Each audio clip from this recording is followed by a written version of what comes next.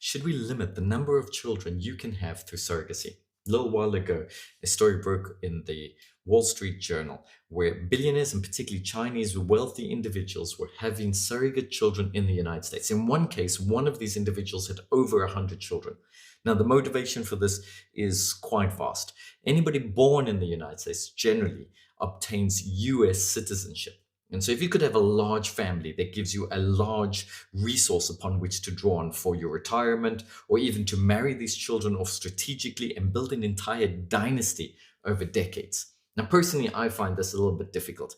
I wonder whether we should limit this, and I think we should.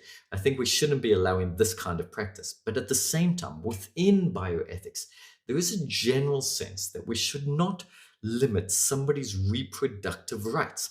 There is a sense that this is a fundamental right, the right to reproduce. And so we see arguments about when to limit somebody's rights in many contexts. This is one of them, as to whether we should allow it unlimited.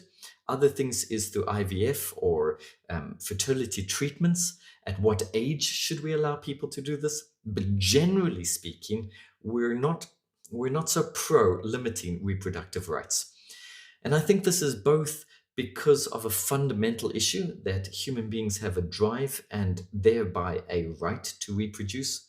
But I think it's also linked with feminism, the idea that we shouldn't be limiting women's rights, in particular, women's reproductive rights. And I understand that argument. But this is clearly taking this too far.